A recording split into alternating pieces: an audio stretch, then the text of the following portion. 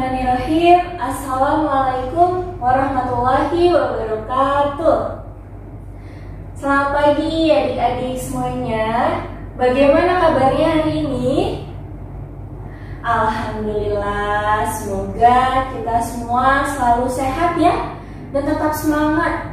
Walaupun di luar cuacanya agak sedikit mendung nih, tapi alhamdulillah ketika ibu masuk ke ruangan kelas ini, wah, di sini suasananya cerah sekali. Wajahnya nih adik-adik yang ganteng, yang cantik, semuanya berseri-seri. Jadi memberikan energi positif di pagi hari ini. Alhamdulillah. Nah, senang sekali rasanya hari ini ibu dapat bertemu dan juga berkumpul bersama adik-adik semua di ruangan ini, yang tentunya hari ini kita sama-sama akan melaksanakan satu kegiatan yang insya Allah akan sangat bermanfaat bagi kita semua.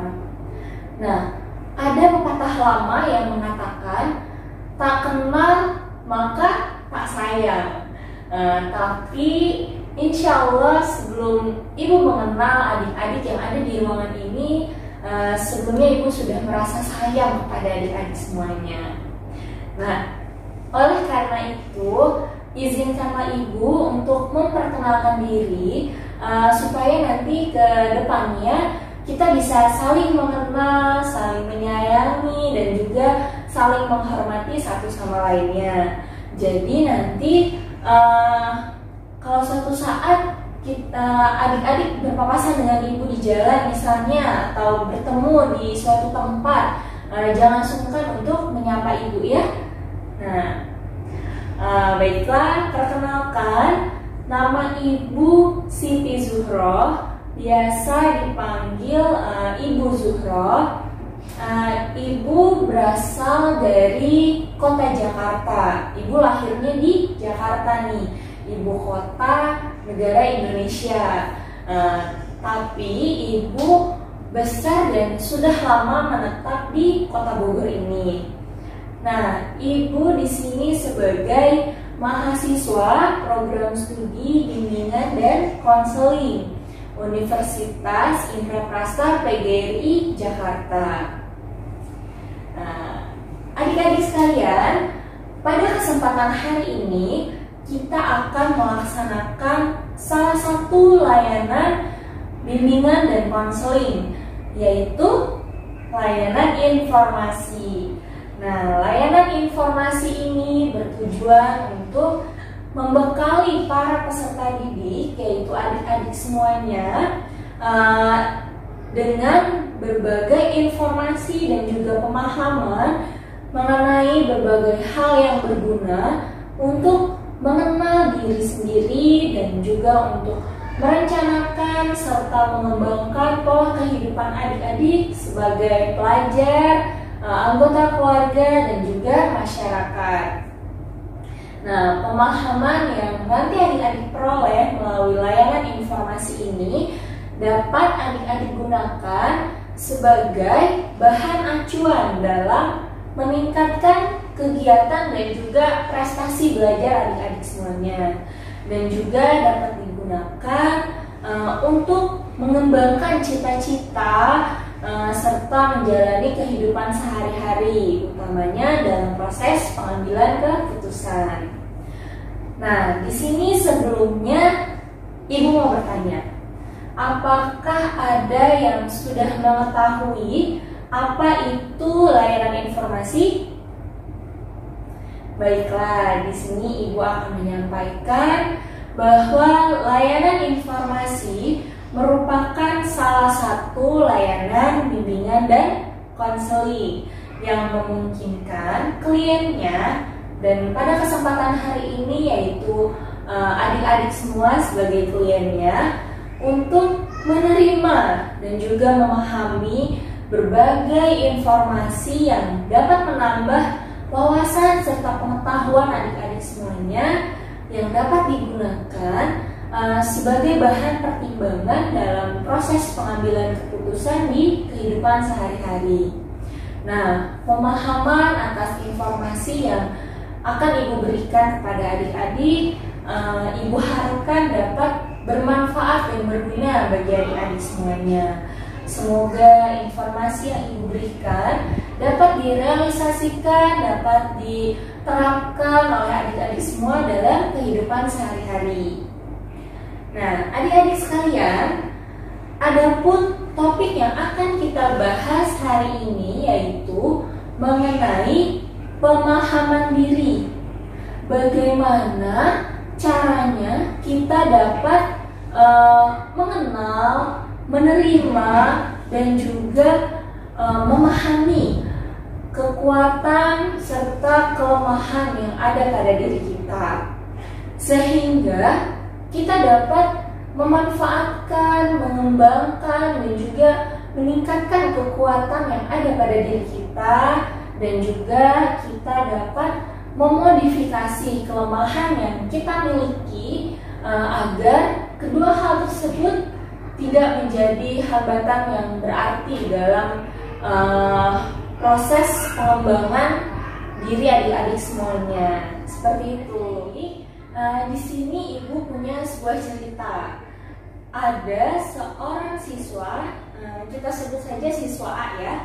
Nah, siswa A ini memiliki postur tubuh yang cukup tinggi, namun badannya agak kurus, dan juga siswa A ini memiliki kondisi fisik yang lemah. Jadi ketika siswa A melakukan aktivitas atau kegiatan yang berkaitan dengan fisik atau seperti gerak, olahraga, nah siswa A ini mudah merasa lelah. Tapi di balik kelemahan yang ia miliki, siswa A ini memiliki potensi atau bakat melukis. Lukisan ini bagus, dan juga nilai seninya ini, seni siswa A ini cukup tinggi.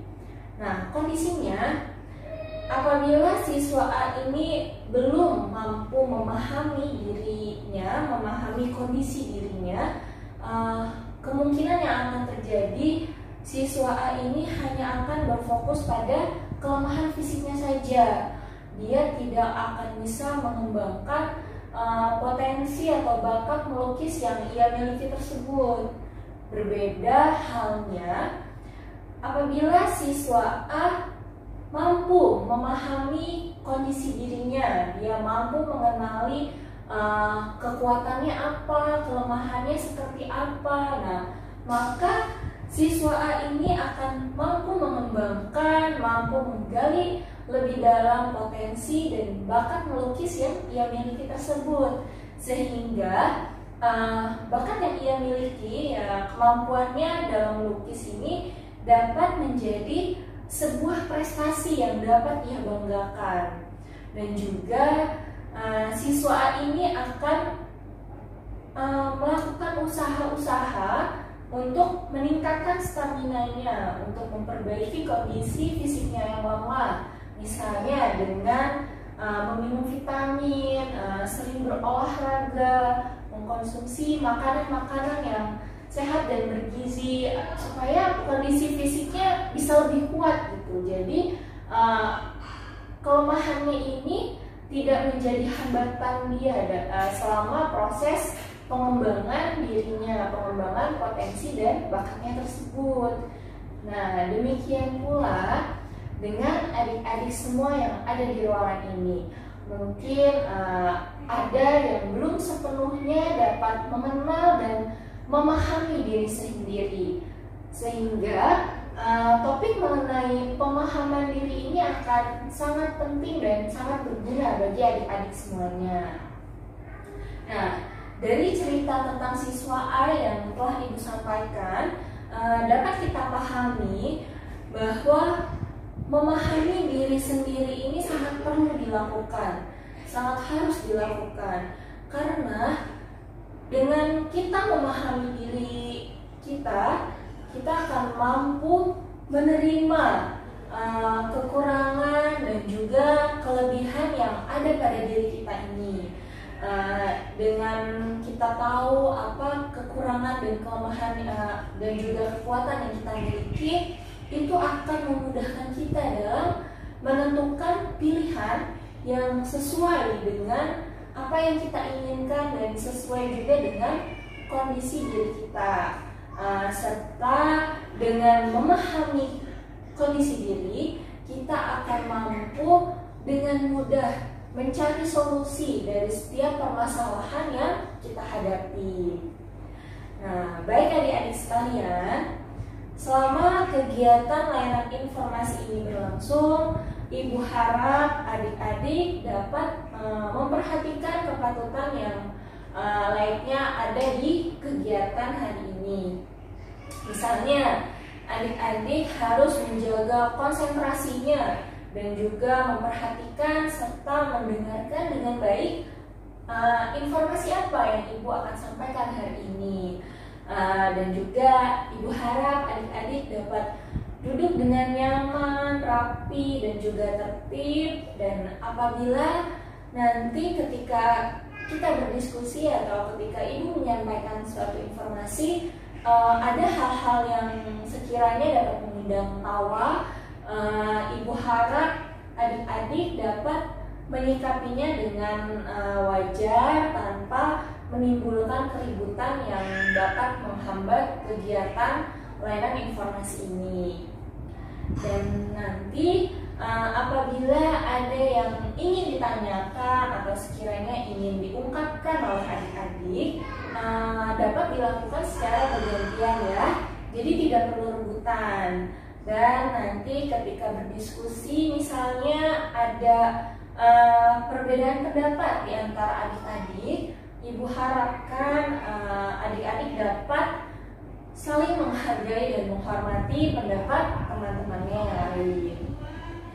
Nah, agar kegiatan layanan informasi ini berjalan dengan efektif, maka perlu diperhatikan bagaimana aturan dan tata cara dalam mengikuti layanan informasi ini.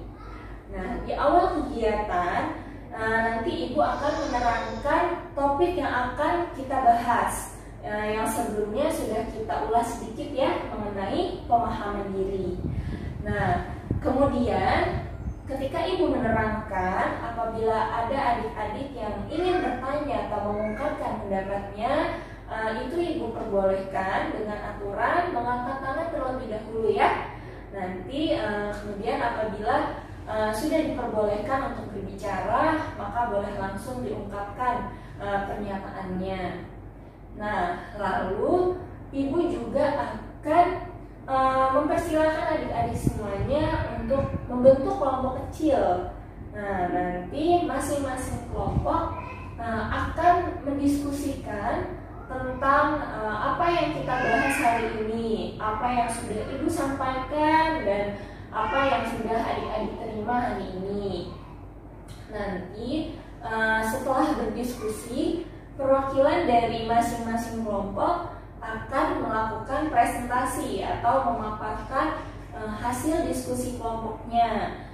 Nanti kelompok yang lain mendengarkan dan juga boleh menanggapi presentasi dari kelompok tersebut. Nah, bagaimana adik-adik? Apakah sudah paham semuanya? Alhamdulillah. Nah, baiklah. Agar kegiatan hari ini diberi kelancaran selama prosesnya dan supaya apa yang Ibu berikan hari ini, informasi yang Ibu berikan dapat diterima dan juga dapat direalisasikan oleh adik-adik semuanya, maka sebelum kita memulai kegiatan hari ini, alangkah lebih baiknya kita berdoa dulu dan sama-sama.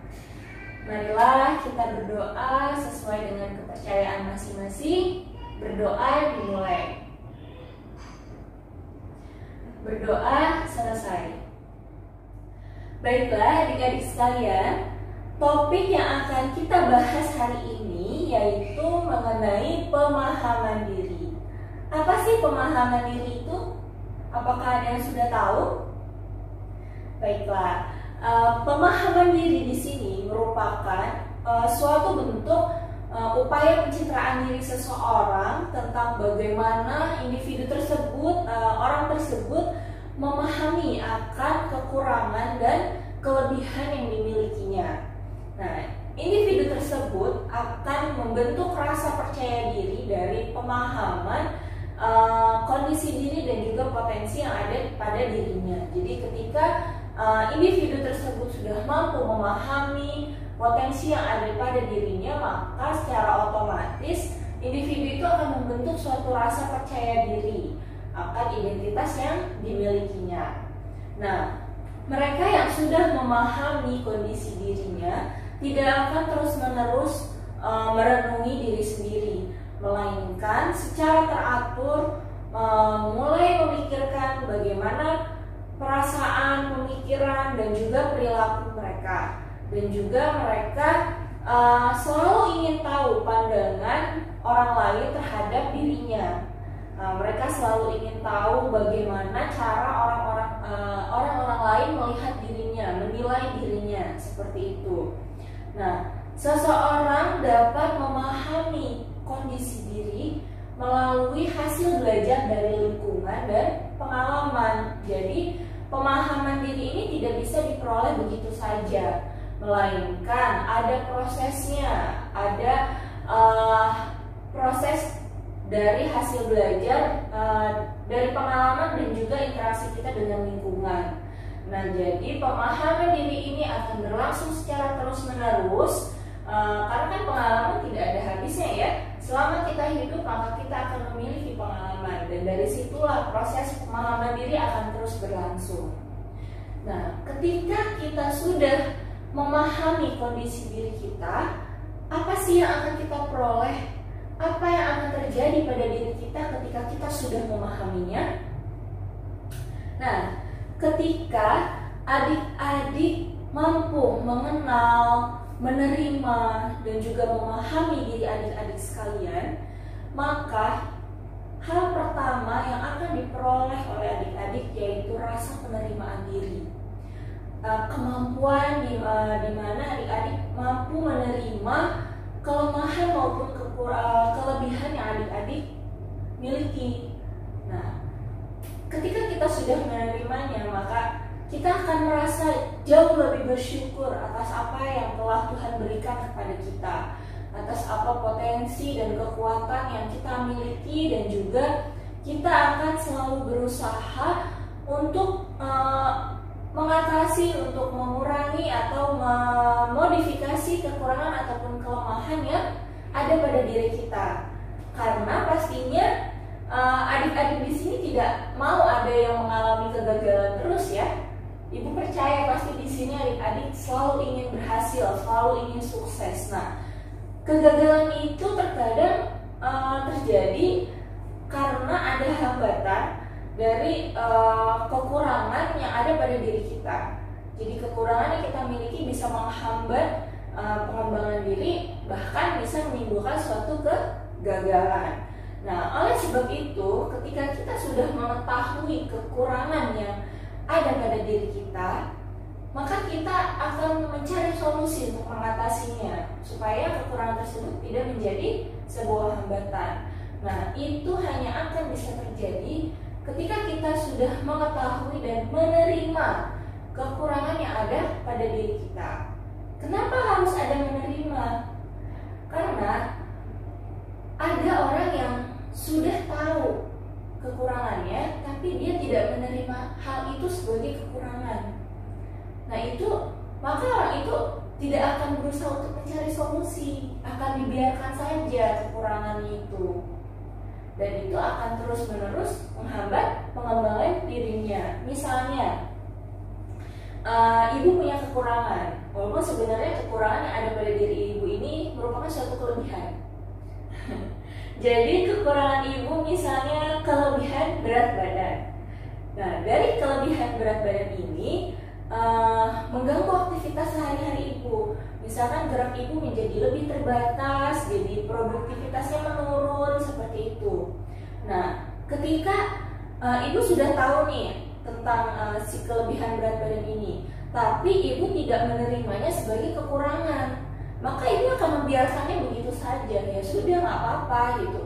Walaupun aktivitas sehari-hari tetap terganggu, produktivitas ibu menurun, gerak ibu menjadi lambat, ya sudah, nggak apa-apa. Misalkan ketika ibu tidak menerima itu sebagai kekurangan. Berbeda halnya ketika ibu menganggap kelebihan berat badan ini sebagai kekurangan yang ada pada diri ibu. Ibu menerima ini sebagai kekurangan yang harus ibu perbaiki. Maka ibu akan berusaha untuk mencari solusi bagaimana supaya ibu dapat mengatasi kelebihan berat badan ini. Misalnya ibu lebih rajin untuk berolahraga, mengatur lagi pola makan yang saat ini ibu jalani, dan juga misalnya ikut program diet misalnya, seperti itu.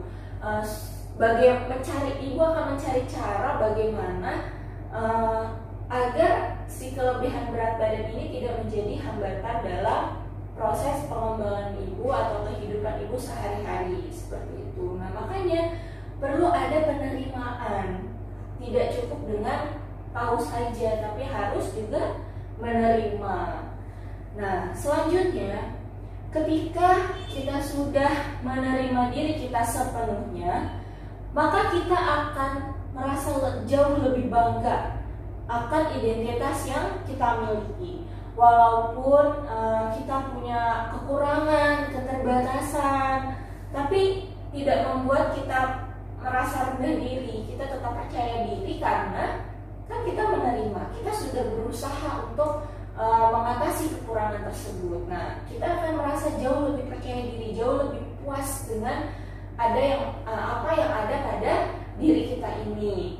Nah, adik-adik juga ketika sudah memahami diri sendiri, maka adik-adik akan tumbuh dengan kesadaran yang mantap akan dirinya sendiri. Adik-adik tidak akan mudah terpengaruh dengan tren atau keinginan orang lain yang sifatnya memaksa gitu. Jadi ya udah, terserah kalian mau bilang apa. Misalkan ada omongan-omongan negatif tentang diri adik-adik akan merasa ya udah, inilah saya, ini yang sudah Tuhan berikan kepada saya, ini yang saya inginkan, ini yang saya butuhkan, ya saya percaya dengan apa yang saya jalani, seperti itu.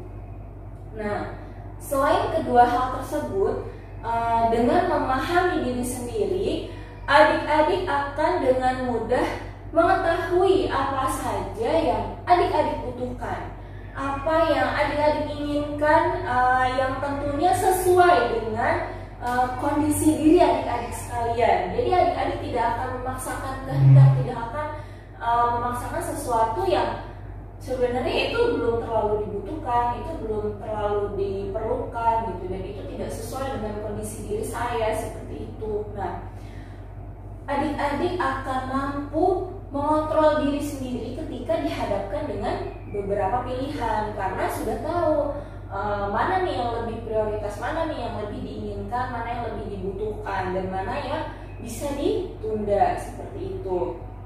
Sehingga kedepannya kehidupan pun akan jauh lebih terencana, jauh lebih efektif dan efisien juga, karena sudah tahu gitu apa saja yang dibutuhkan dan apa saja yang diinginkan. Nah, kemudian apabila kita telah memahami diri, maka kita akan lebih terbuka dalam menerima kritik, saran, masukan, bahkan bantuan dari orang lain. Karena kita akan berpikiran bahwa pandangan orang lain terhadap kita ini merupakan suatu hal yang penting.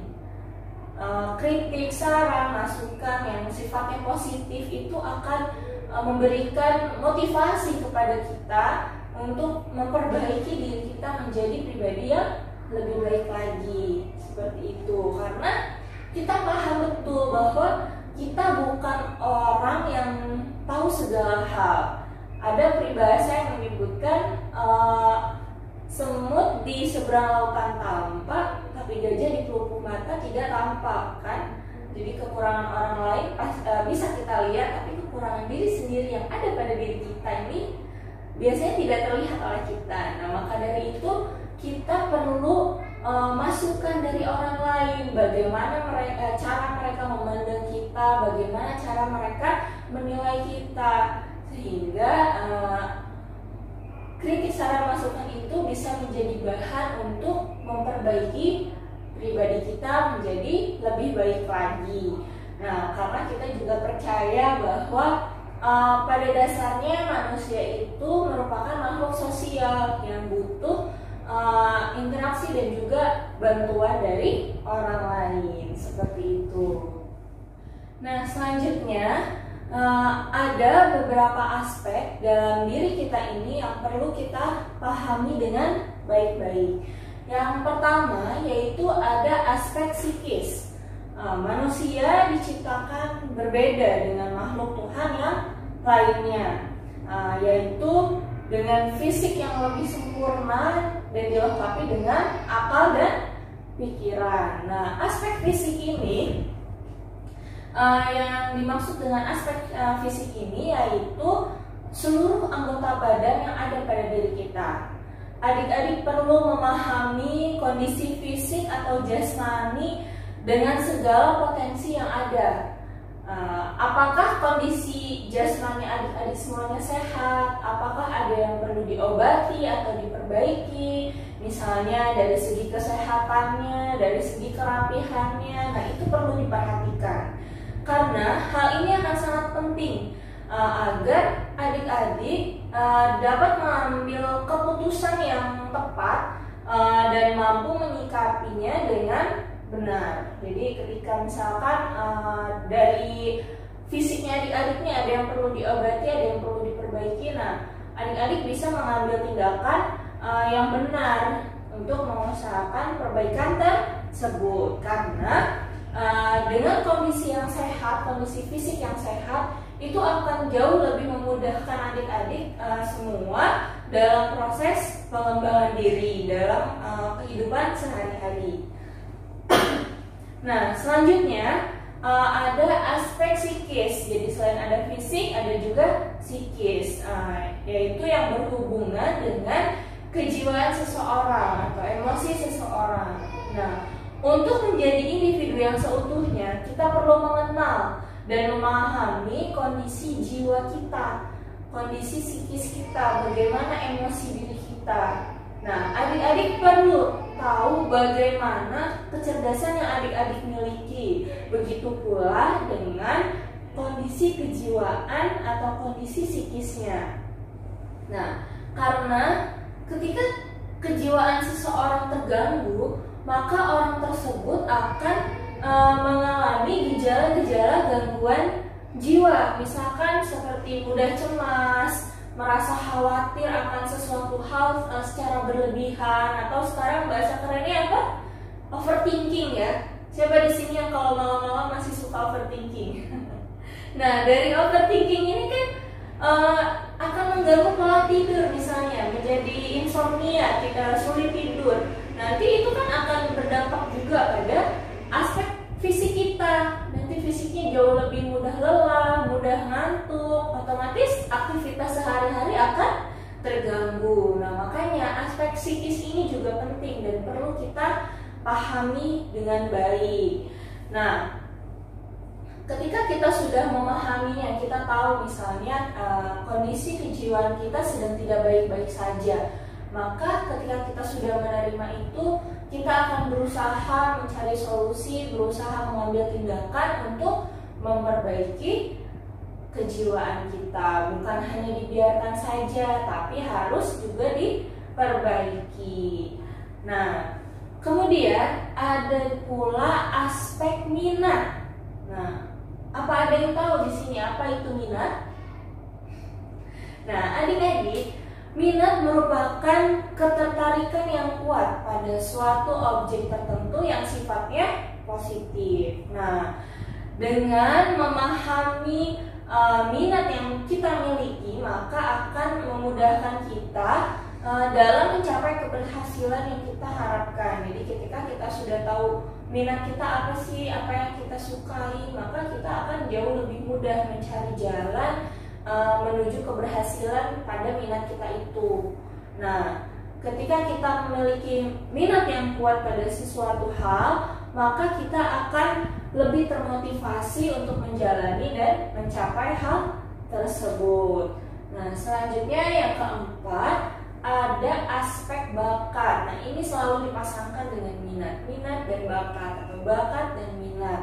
Nah, ketika kita memiliki minat dan juga bakat yang sejalan, maka akan lebih mudah jalannya, lebih mudah prosesnya. Nah, bakat di sini merupakan suatu kemampuan atau keterampilan yang dimiliki oleh seseorang yang dibawa sejak lahir, di mana kemampuan tersebut dapat digunakan untuk mempelajari sesuatu dengan lebih cepat prosesnya dan jauh lebih baik hasilnya dibandingkan orang lain yang tidak memiliki bakat tersebut. Nah, bakat ini akan cepat berkembang apabila ditunjang dengan sarana dan prasarana. Oleh karena itu, ketika kita sudah dapat memahami bakat yang kita miliki, misalkan bakat saya melukis atau bakat saya menulis, maka kita akan mengusahakan bagaimana caranya sarana prasarana yang mendukung bakat kita itu bisa terpenuhi. Nah, beda halnya ketika kita tidak menyadari dan tidak memahami bakat yang kita miliki, maka bakat itu akan sia-sia, akan dibiarkan begitu saja. Nah, padahal ketika kita menggali potensi, menggali bakat yang ada pada diri kita, terus mengembangkan, ya bakat itu bisa menjadi sebuah prestasi yang bisa kita banggakan, seperti itu. Nah, selanjutnya adalah aspek cita-cita. Nah, di sini apakah adik-adik semuanya sudah punya cita-cita? Pasti punya ya. Nah, apakah cita-cita adik-adik ini sewaktu kecil masih sama dengan cita-cita yang sekarang? Mungkin ada yang masih sama, ada yang sudah berubah mungkin cita-citanya ya. Nah, cita-cita ini merupakan suatu keinginan, suatu kehendak yang selalu ada di dalam pikiran kita. Nah, ketika kita sudah tahu apa yang menjadi cita-cita kita, maka kita akan berusaha sekuat tenaga untuk mencapai cita-cita tersebut. Namun, ketika kita belum tahu cita-cita kita ini apa, keinginan kita ini apa, maka kehidupan yang kita jalani ini akan terasa kosong, akan terasa hampa, karena tidak ada sesuatu hal yang kita perjuangkan. Jadi ya sudah, jalan begitu saja hidupnya. Nah, tentunya itu tidak baik ya. Jadi kita harus paham apa yang menjadi cita-cita kita, apa yang menjadi keinginan kita, supaya bisa kita perjuangkan. Nah, kemudian ada pula aspek kebutuhan-kebutuhan pokok. Nah, setiap individu tentunya memiliki kebutuhan pokok yang berbeda, yang tidak bisa disamaratakan, karena kan kondisi dirinya juga berbeda-beda. Nah, ketika kita memahami apa saja yang kita butuhkan, maka kehidupan kita pun akan jauh lebih mudah dan lebih efisien, karena tidak membuang-buang waktu, membuang-buang energi dengan hal-hal yang tidak kita butuhkan gitu. Jadi kita bisa memilah dan memilih apa saja yang menjadi prioritas kita. Nah, dan mana saja yang bisa kita tunda lebih dahulu. Nah, seperti itu. Nah, dan yang terakhir yaitu aspek gaya hidup atau lifestyle. Nah, selain kebutuhan yang berbeda, tentunya gaya hidup tiap individu pun berbeda-beda. Ada yang terbiasa hidup dengan yang sesuatu yang segala hal yang mewah sifatnya, yang glamor. Ada juga yang biasa hidup dengan sederhana. Nah, individu yang baik dan bijaksana hendaknya dapat menyesuaikan gaya hidup yang dijalaninya dengan kemampuan dan kondisi dirinya. Jadi tidak memaksakan,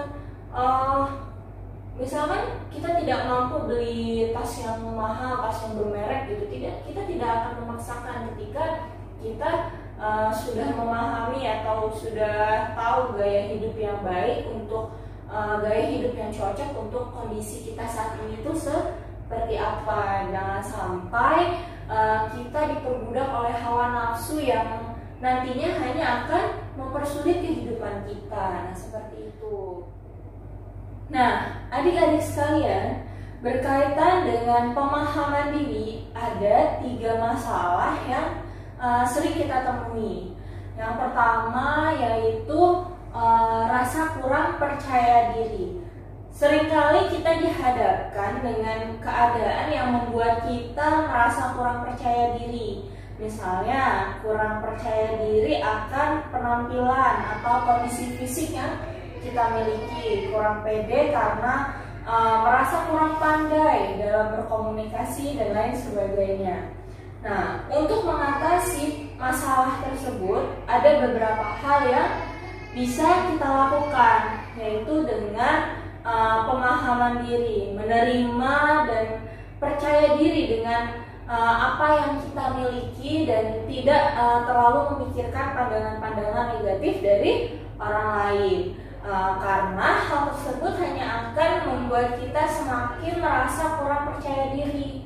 Nah, kita harus fokus pada apa yang menjadi kelebihan kita sambil berusaha untuk memodifikasi kelemahan yang kita miliki. Misalnya, ketika kita merasa kurang pede karena nilai di mata pelajaran atau di beberapa mata pelajaran kita yang rendah.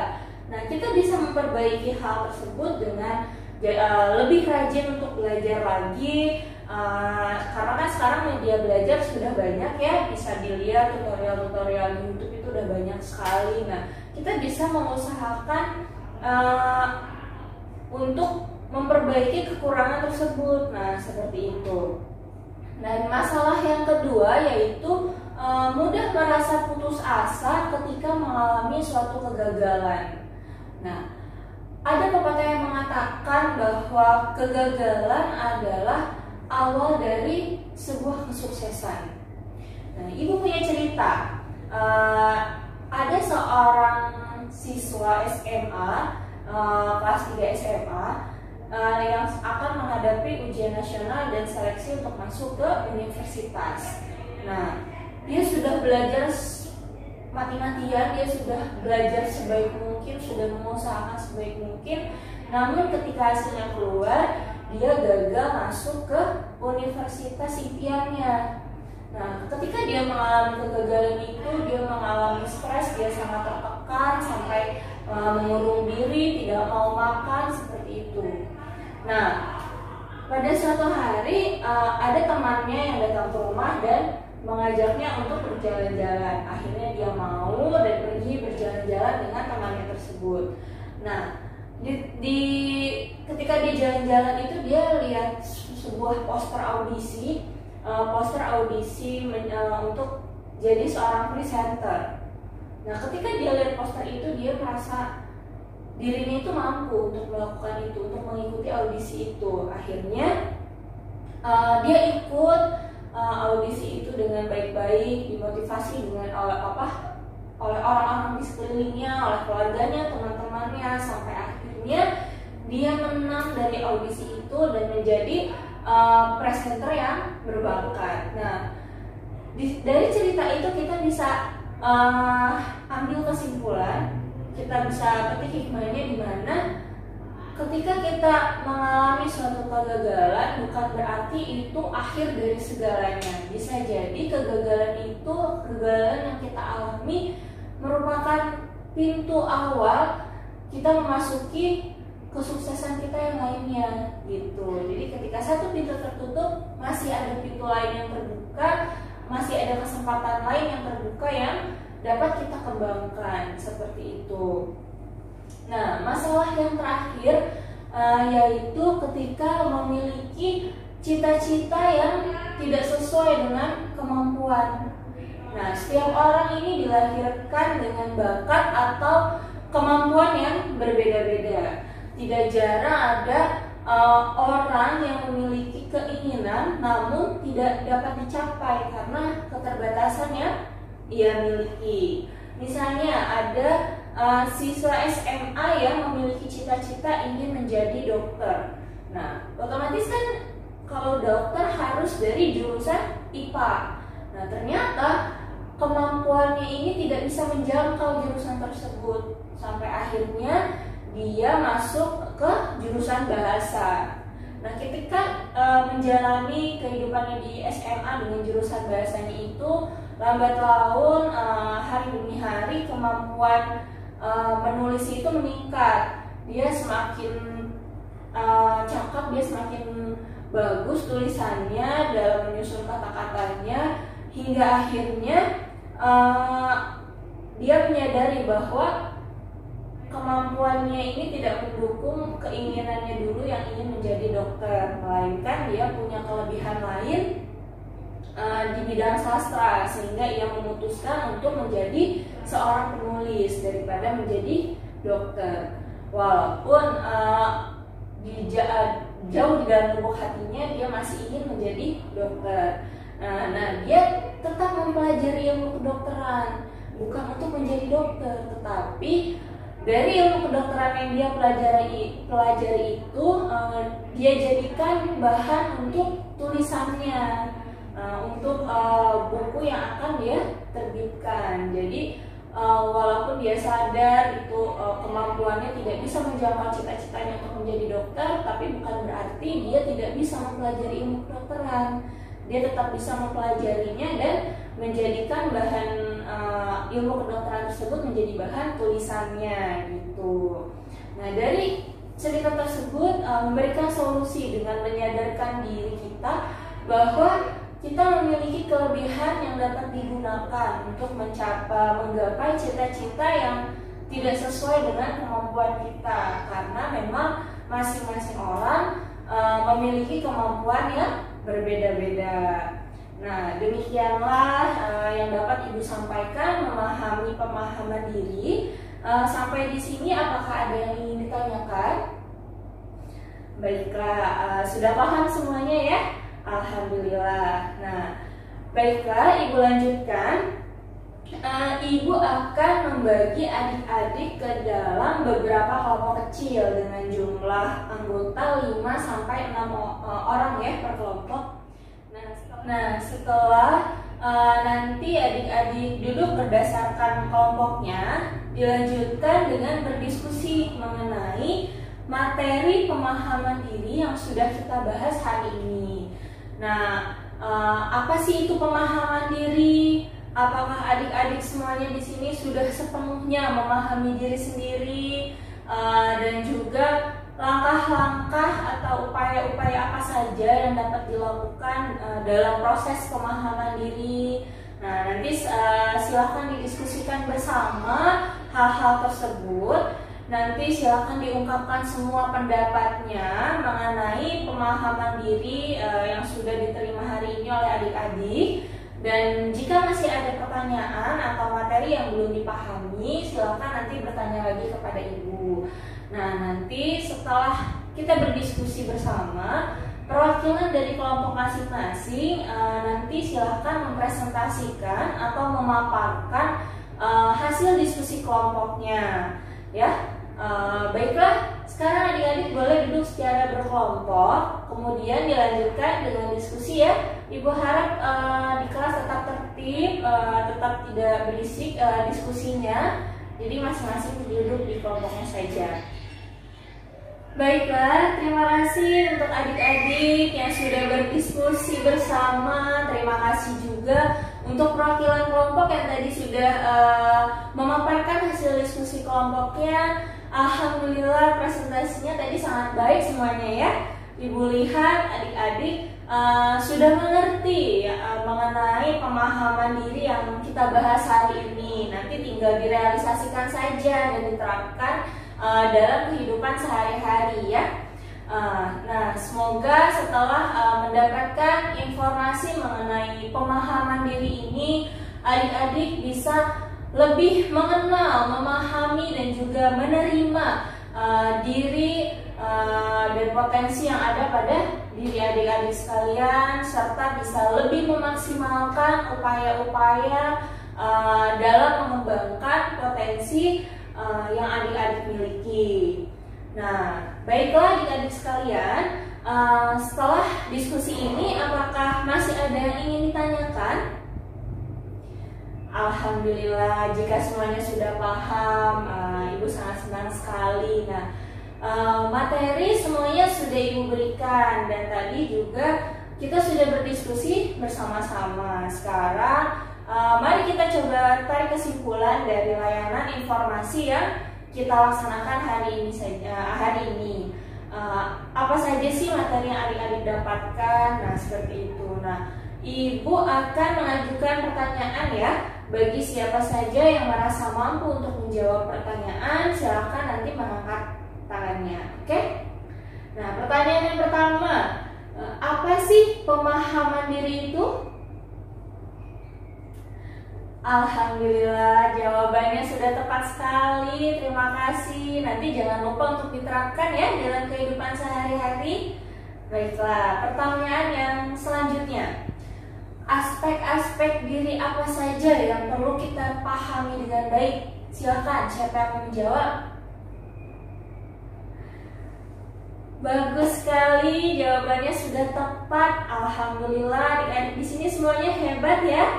Nah, untuk pertanyaan yang terakhir, sebutkan salah satu permasalahan yang berkaitan dengan pemahaman diri beserta solusinya. Silakan. Nah, luar biasa sekali jawabannya. Ibu sangat senang adik-adik di kelas ini sangat aktif ya dan kreatif dalam menjawab pertanyaan-pertanyaan yang Ibu berikan. Alhamdulillah. Nah, selanjutnya setelah melakukan layanan informasi ini, kira-kira apa yang adik-adik rasakan nih? Apakah topik mengenai pemahaman diri yang kita bahas hari ini bermanfaat bagi adik-adik? Nah, silakan, siapa yang ingin mengungkapkan pendapatnya? Silakan mengangkat tangan.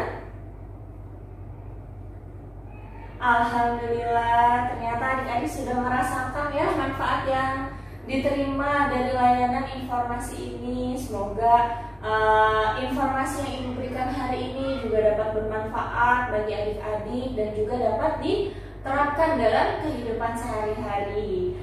Nah, adik-adik, demikianlah materi tentang pemahaman diri sudah Ibu berikan semuanya. Tadi kita juga sudah berdiskusi bersama, sudah tanya jawab juga. Nah, untuk nanti pertemuan selanjutnya, insya Allah kita akan membahas materi tentang problem solving atau bagaimana caranya kita menyikapi dan menyelesaikan suatu permasalahan yang kita hadapi. Nah, baiklah adik-adik sekalian, mungkin itu saja yang dapat Ibu sampaikan pada kesempatan hari ini. Semoga informasi yang Ibu sampaikan hari ini dapat diterima dengan baik oleh adik-adik dan juga dapat direalisasikan dalam kehidupan sehari-hari. Baiklah adik-adik sekalian, marilah kita tutup kegiatan layanan informasi ini dengan membaca lafaz Alhamdulillah Rabbil Alamin. Sampai jumpa di pertemuan selanjutnya. Jangan bosan ya dengan Ibu. Terima kasih atas segala perhatiannya hari ini. Hari ini adik-adik semuanya keren, bagus-bagus, semuanya aktif. Ibu sangat senang di kelas ini dan juga mohon maaf apabila selama penyampaian materi atau selama Ibu berada di ruangan kelas ini ada kesalahan-kesalahan dari Ibu, mohon dimaafkan. Wabillahi taufiq wal hidayah. Wassalamualaikum warahmatullahi wabarakatuh. Terima kasih.